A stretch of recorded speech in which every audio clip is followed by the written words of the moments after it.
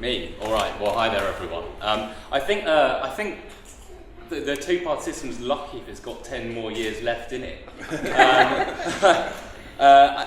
There's two main ideas I really want to talk about when we're discussing the idea of kind of being powerful digital citizens. And the first is clearly digital democracy and all the new opportunities the rise of these new digital platforms have for kind of revitalising this deeply concerning kind of chasm which is opening up between the electorate and the people that represent them. And for sure, Tom's completely right. I mean, the stats here are really clear. Like, mainstream political parties are on the decline. Membership's never been lower. Trust in politicians has never been lower.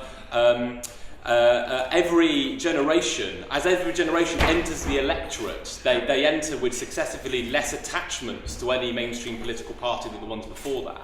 So I think that a kind of an earthquake is rumbling under Westminster right now, because the counterpoint to this changing structure as mainstream parties decline is we do have the explosion of all these new ways in which people are actually trying to change the communities around them, and many of them are now online. We've got the kind of profusion of different digital democratic practices which are happening, and sooner or later this is going to step into Westminster, this is going to step into the mainstream. We've already seen this in places like Italy, disgruntled comedians really in the space of 2 years take on the mainstream political class and win.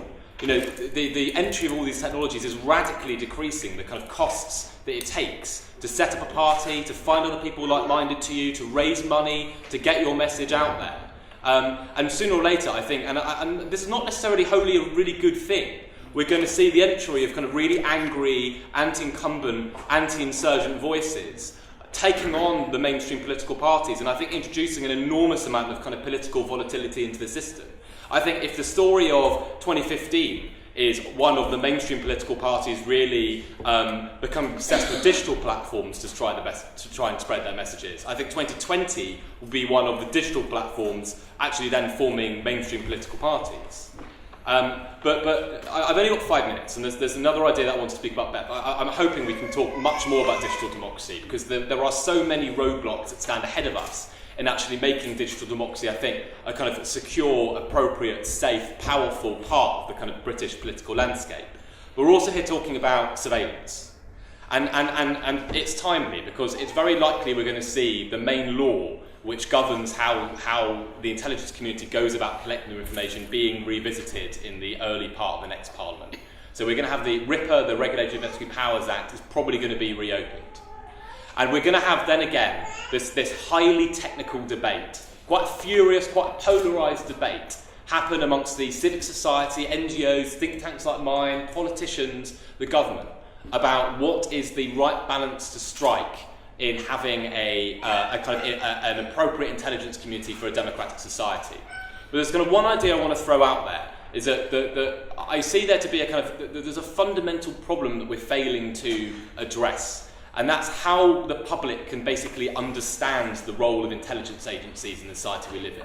How we can understand what kinds of collection they need, of data they need in order to keep us safe, the kind of threats which we face, the difficulties, both technical, technological and societal, which they face in making the decisions that they do. All of this at the moment is completely lacking. So while we're going to have this technical debate, actually, broadly speaking in society, there's such a small recognition or understanding of how intelligence agencies work, how intelligence works, how data is collected, not to mention the entry of all these new arcane, obscure technologies, big data analytics, into the whole art of intelligence, which has already been referred to right now.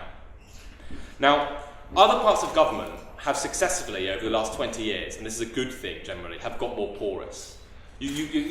From business of innovation and skills to the Home Office, they're now trying harder and harder to kind of include more NGOs, civic society, interested citizens in policy making, open policy making. That's the idea.